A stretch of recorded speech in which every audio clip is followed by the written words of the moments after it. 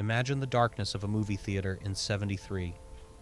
The screen flashes to life, and the audience sees a man who moves as if the laws of physics do not apply to him. This is Enter the Dragon. Bruce Lee steps out to fight, but if you were to pause this moment and look away from his face, you would notice a detail that millions of people missed, dismissing it as ordinary Hollywood props. On his hands, he is wearing strange, cut-off leather gloves with open fingers. The audience thought it was just fashion, another gimmick to make the hero look cooler. But they were wrong. It wasn't a costume. It was a blueprint. It was a prophecy encoded in leather and stitching.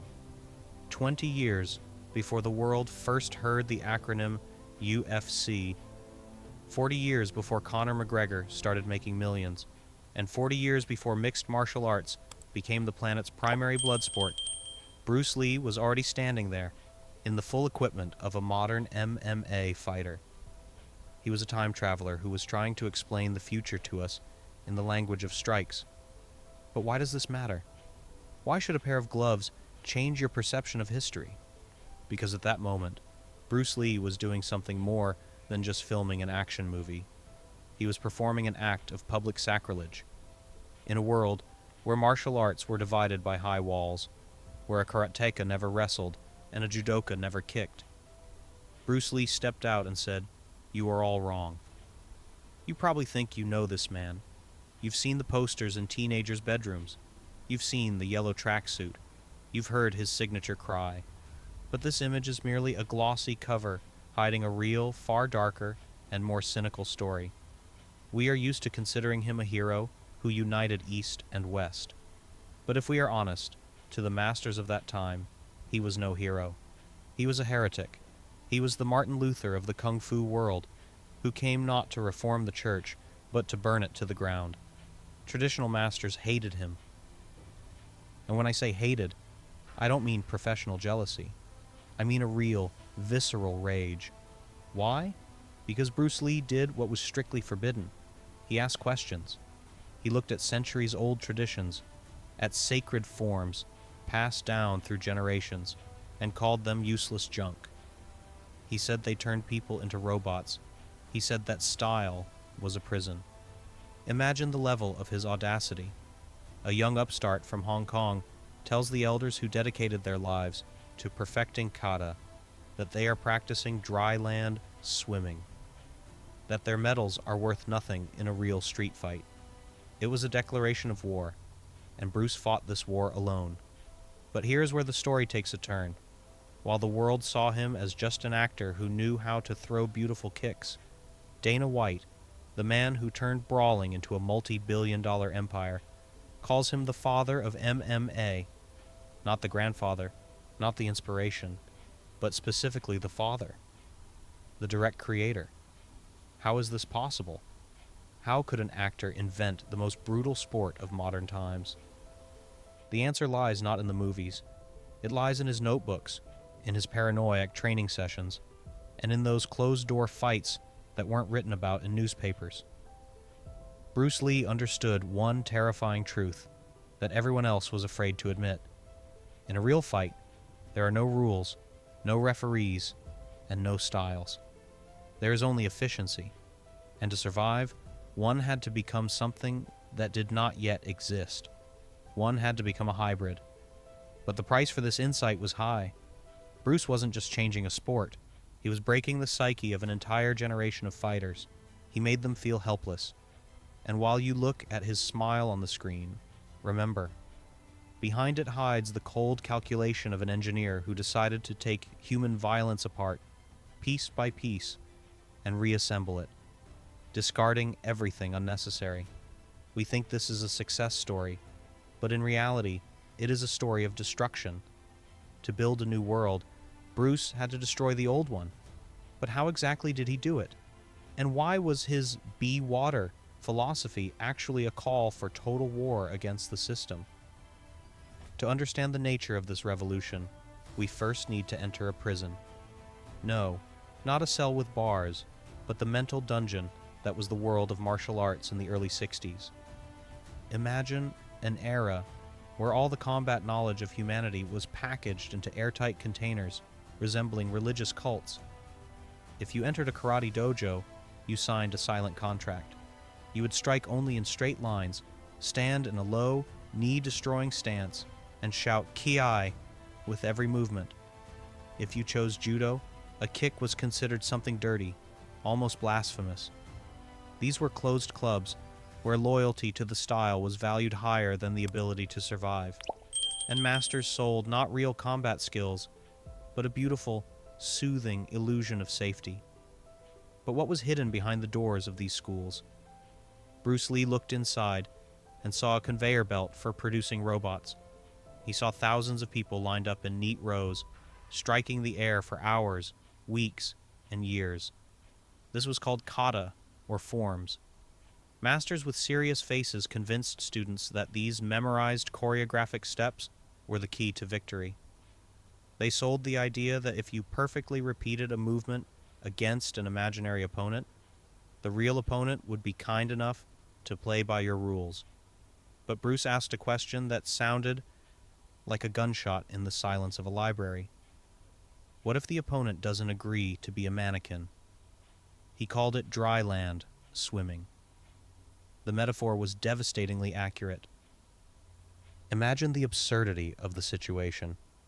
An instructor lays you on a rug in your cozy living room and teaches you how to do strokes. You hold your elbows perfectly. Your breathing is flawless. You receive colored belts for how gracefully you lie on the rug.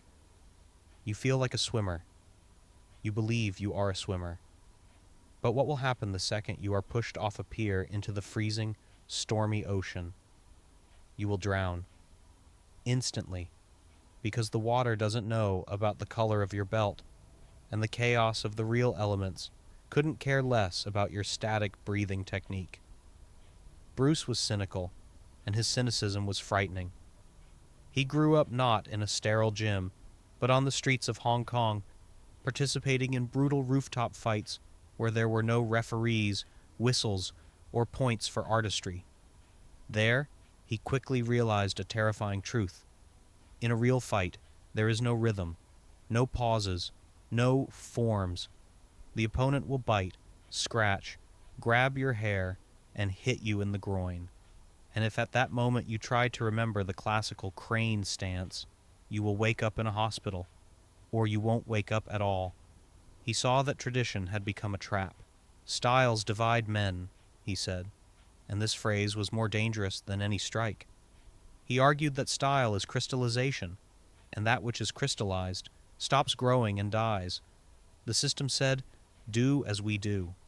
Bruce asked, "What is comfortable for me?" He saw how dogmas turned living, adaptive people into mechanical copies of their teachers. To him, this was not just a methodological error. It was a crime against human nature.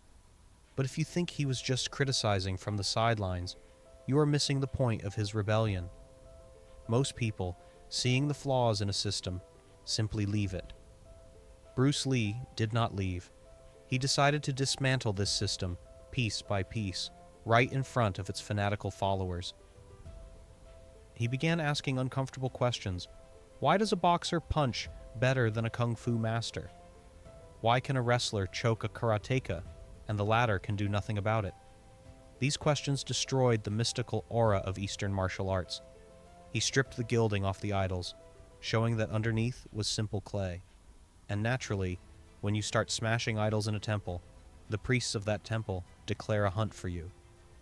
But Bruce did not yet know that his desire to find the truth would lead him to a conflict that would threaten not only his career, but his very physical safety, forcing him to seek answers where others were afraid to even look. And this is where the real magic begins. Or, as the purists of that time would say, the real crime. Bruce Lee didn't reinvent the wheel. He acted much more cleverly and cynically. He became a thief.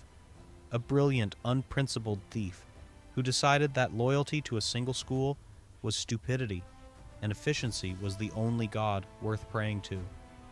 He began assembling his Frankenstein piece by piece, tearing the best techniques out of the context of other cultures and throwing away everything that hindered killing. Have you ever wondered why his stance looks so strange for a kung fu master? Right leg forward, springy movements, constant shifting. If you show this stance to a Shaolin monk, he will shrug his shoulders.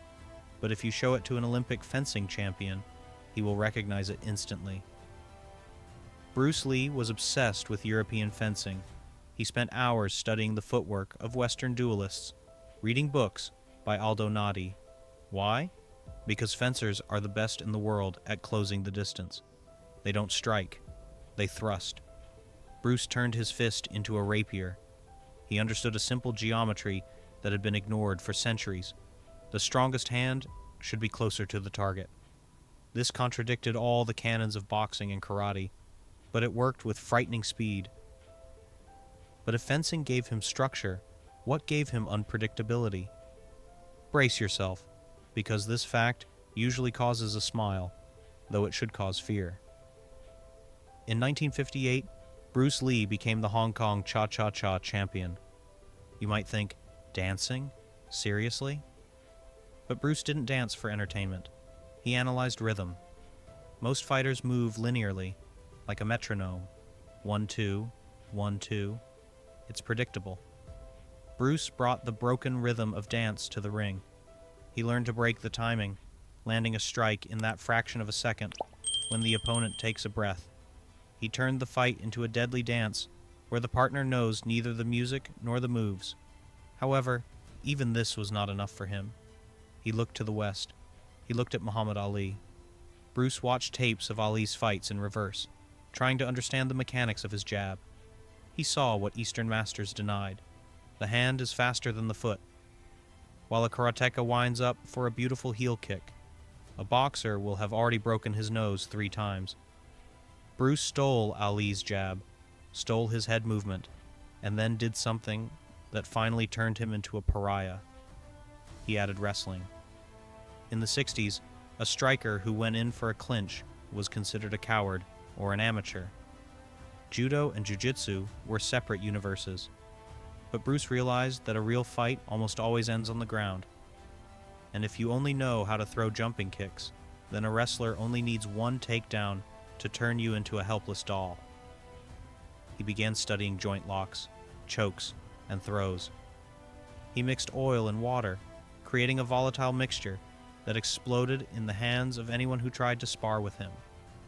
Thus was born Jeet Kune Do, the way of the intercepting fist.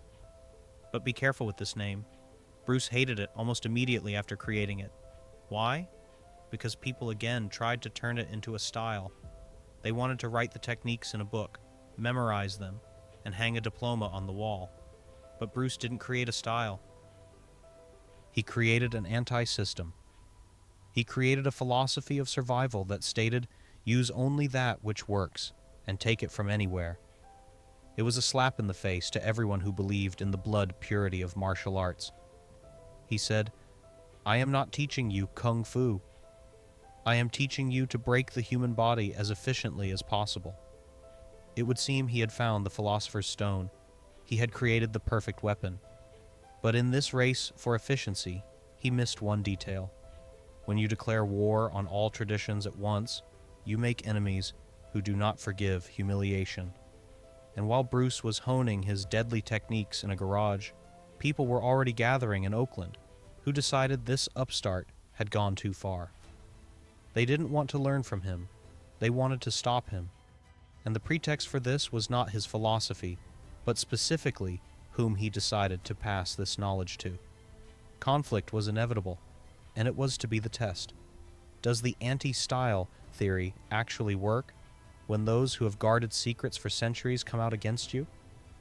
Naturally, such audacity could not go unpunished. Imagine the atmosphere in Oakland in the mid-60s. It was a time of change, but old hierarchies still held power. And then appears a young, arrogant upstart who doesn't just break the rules, but publicly mocks them. The old-school masters looked at Bruce Lee not as a revolutionary, but as a virus that needed to be isolated and destroyed. The legend you have most likely heard says the conflict erupted over race. Allegedly, Bruce was forbidden from teaching white people and African Americans The Secrets of Kung Fu. This is a beautiful, noble version that paints him as a martyr for equality. But if we are honest, the reality was much more mundane and harsher. What infuriated them wasn't who he taught, but what he said. He called their methods useless ballet and claimed that 90% of Eastern martial arts were a fraud. You cannot spit in the face of an entire community and hope they will just wipe it off. And they answered. The challenge was issued. His name was Wong Jack Man. He was the complete opposite of Bruce, a traditionalist, a respected master of Northern Shaolin, a man of the system. This was not a sporting duel. It was a battle for the right to exist. The doors of the gym closed. There were only a few witnesses, and what happened in the next few minutes became the most important and most controversial event in the history of modern martial arts. We are used to seeing Bruce Lee's fights in movies, clean movements, beautiful angles, defeated enemies flying away from a single blow. But the reality of that fight was ugly. It was chaos. Wong Jack Man didn't stand and wait for a strike. He began to move, retreat, and break the distance. Bruce, accustomed to working on mannequins, suddenly discovered that hitting a living, resisting person is incredibly difficult. The fight turned into a dirty chase, no choreography, only heavy breathing, scratches, attempts to strike the back of the head, and frantic wrestling. Bruce won. He pinned his opponent and forced him to surrender. But when the doors opened, he didn't look like a winner. He was crushed. Why? Because the fight lasted, in his opinion, too long, about 3 minutes. For an ordinary person, it's a moment. But for Bruce, it was an eternity. He was out of breath. His muscles were burning. His technique crumbled under the pressure of stress. He realized a terrifying thing. His super efficient Wing Chun style turned out to be insufficiently efficient. He won not because of technique, but because of animal rage and physical conditioning. For a perfectionist, this was tantamount to defeat. At that moment, the facade of his confidence cracked. Bruce sat down and looked at his hands. They hurt.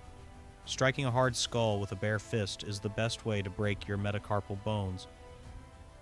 And here, his engineer's brain went into full power. He realized that the entire system of training fighters was fundamentally flawed. How can you train at full strength if a strike without protection injures your partner or breaks your own hands?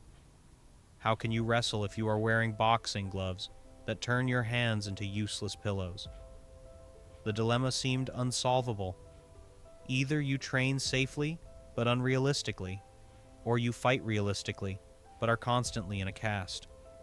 And then he takes scissors. He takes old protective gear and starts hacking at it, recutting it for his needs. He creates what decades later would become the symbol of mixed martial arts: fingerless gloves. It was a brilliant solution. The padding on the knuckles allowed one to strike with full force without breaking hands, while the open fingers made it possible to grab, choke, and perform joint locks.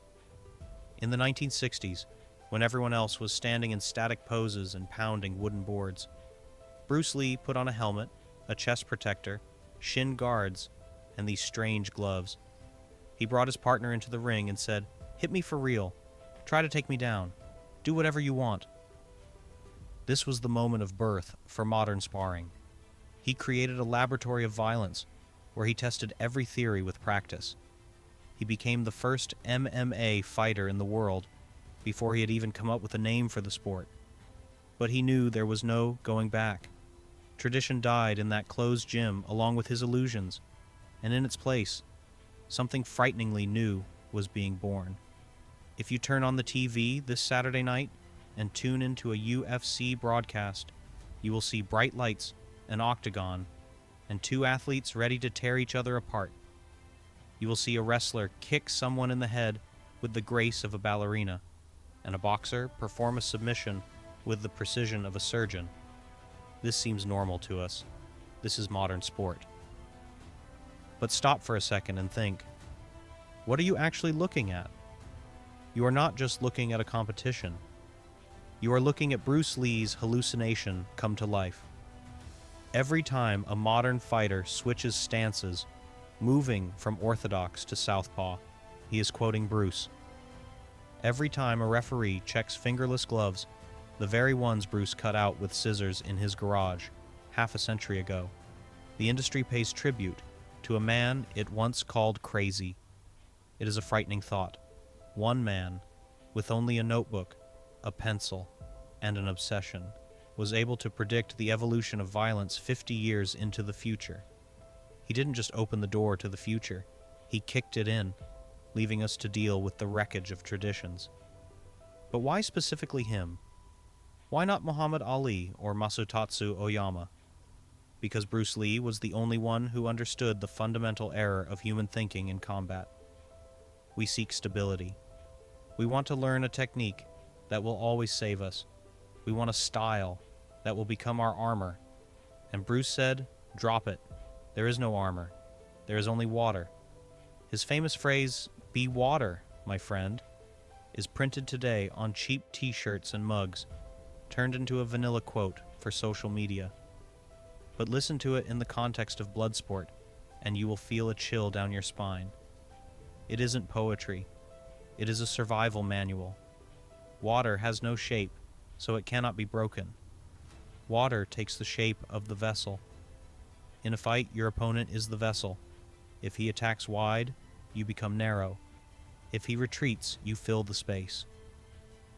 This is Darwinism in its pure form. It is not the strongest who survives, but the most adaptive. Traditional masters wanted to preserve the ashes of their ancestors, worshipping dead forms. Bruce Lee wanted to pass on the fire. He taught that the only truth is what works right now, in this second, while the fist is flying, and this philosophy made him immortal. He died at 32, never seeing the first UFC tournament, never seeing his ideas become a billion-dollar industry. But does that matter? Look at modern champions. John Jones, Anderson Silva, Conor McGregor, all of them, consciously or not, are children of Bruce Lee. They are products of that laboratory he created when he decided to mix wrestling and striking techniques. He dreamed of the perfect fighter, a universal soldier who is not limited by boundaries. And today, these soldiers step into the cage every weekend. We often argue about how Bruce Lee would look in a modern fight. Would he defeat today's heavyweights? This question is fundamentally incorrect. Bruce Lee doesn't need to fight them. He is already inside them. He is in their technique, in their equipment, in the rules they play by. He has become the ghost in the machine of world sports. The story of Bruce Lee is not a story about how to become the best karateka. It is a story about how to destroy the boundaries in your own head. He showed us that any style, whether in a fight, in business, or in life, is just a prison we build for ourselves. And the key to that prison was always in our pocket. His legacy is not movies or strikes. His legacy is freedom. The freedom to express oneself honestly, totally, and without looking back at authorities. The dragon left half a century ago. But if you listen to the sound of strikes in the octagon, to the roar of the crowd, and the quiet hum of training halls around the world, you will realize one thing. He never left. He simply became water and flooded the entire world. And now we are all swimming in his ocean.